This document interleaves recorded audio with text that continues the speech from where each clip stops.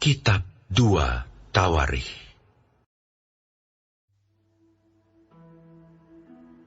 Setelah peristiwa yang menunjukkan kesetiaan Hizkia itu, datanglah Sanherib, Raja Asyur, menyerbu Yehuda.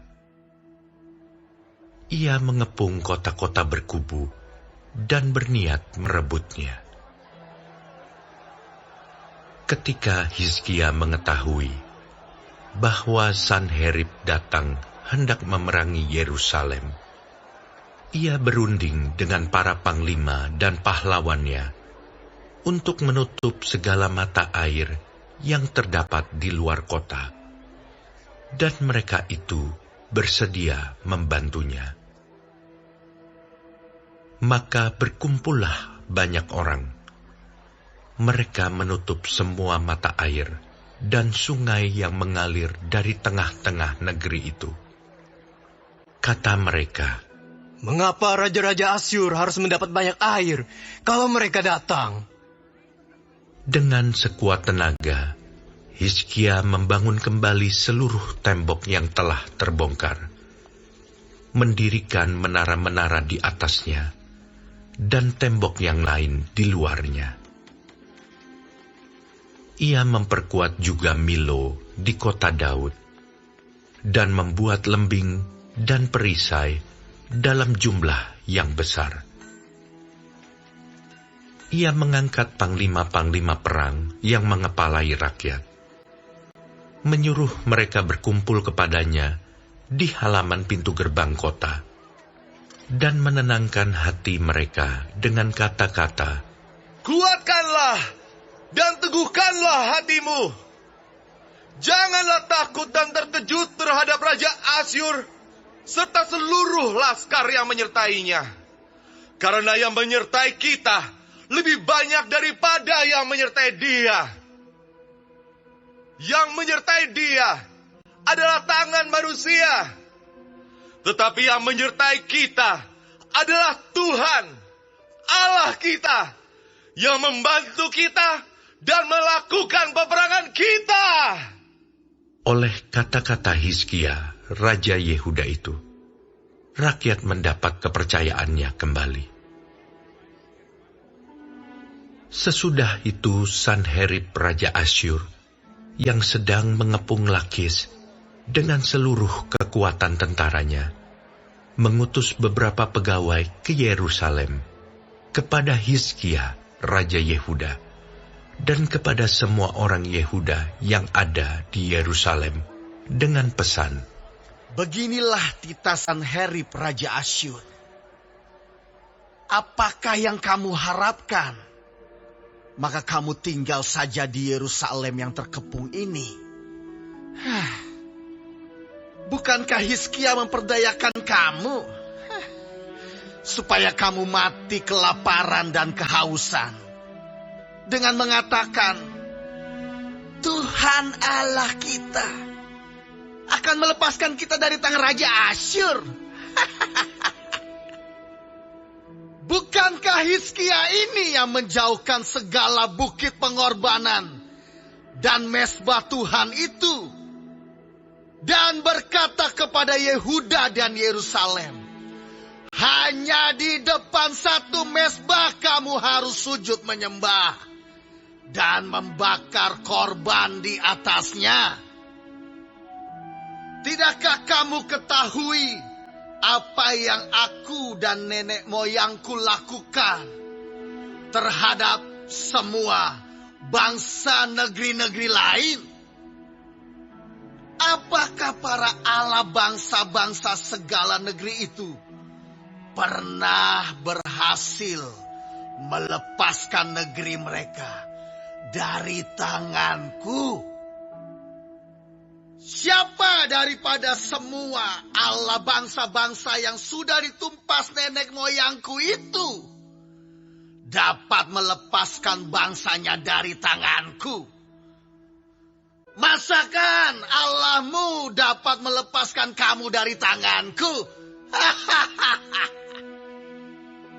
Sekarang janganlah Hizkia memperdayakan dan membujuk kamu seperti ini.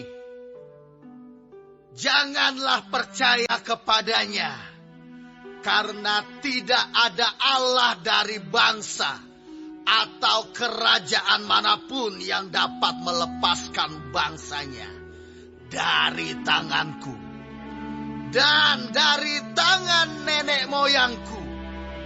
Lebih-lebih lagi, Allahmu itu takkan dapat melepaskan kamu dari tanganku. Dan masih banyak lagi yang diucapkan pegawai-pegawai Sanherib itu menentang Tuhan Allah dan menentang Hizkia hambanya. Ia menulis juga surat yang penuh cela dan hujat terhadap Tuhan, Allah Israel. Bunyinya, sebagaimana para Allah bangsa-bangsa segala negeri lain tidak dapat melepaskan bangsanya dari tanganku. Demikian pula Allah Hizkia takkan dapat melepaskan bangsanya dari tanganku.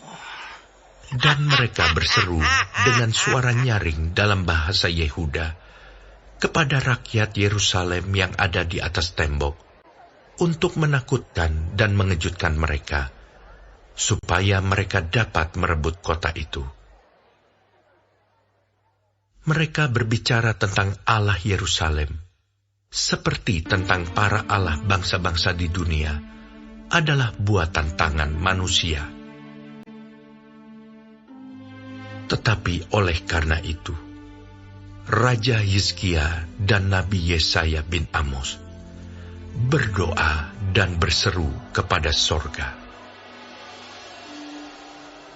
Lalu Tuhan mengirim malaikat yang melenyapkan semua pahlawan yang gagah perkasa, pemuka, dan panglima yang ada di perkemahan Raja Asyur, sehingga ia kemalu-maluan kembali ke negerinya.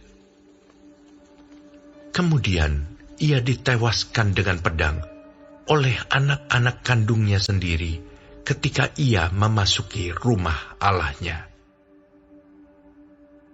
Demikianlah Tuhan menyelamatkan Hizkia dan penduduk Yerusalem dari tangan Sanherib Raja Asyur dan dari tangan semua musuhnya.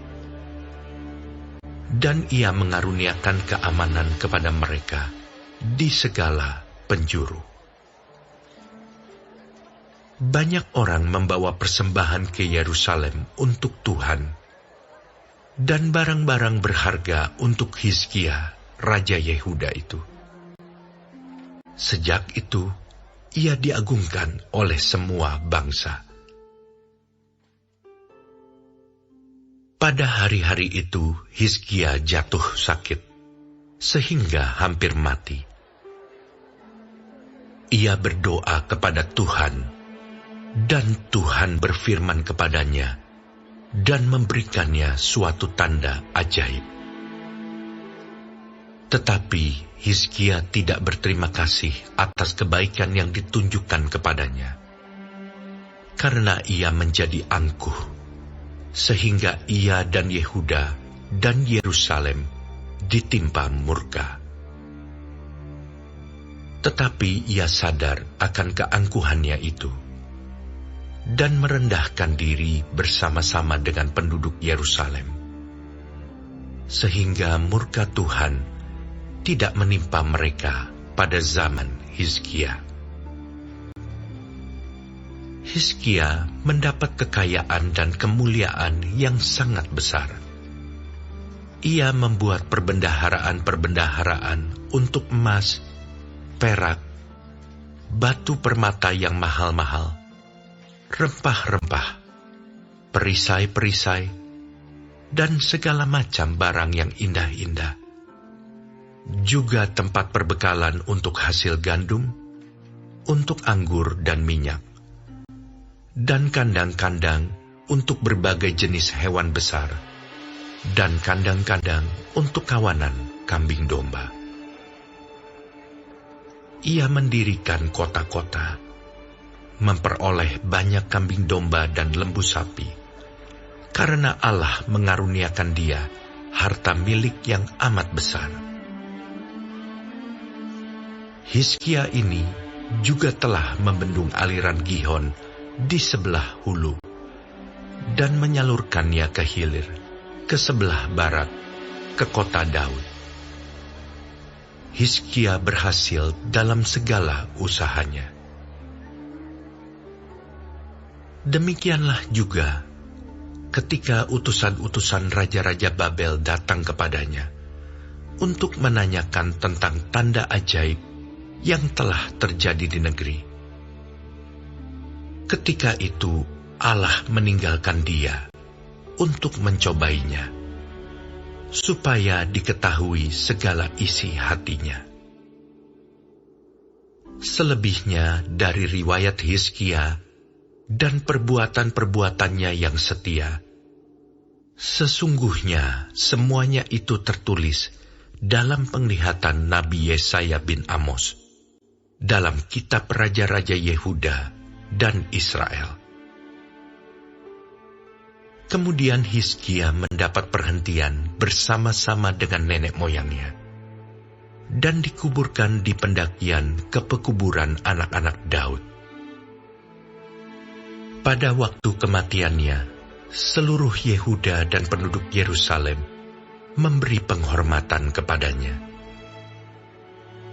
Maka Manasye anaknya menjadi raja menggantikan dia.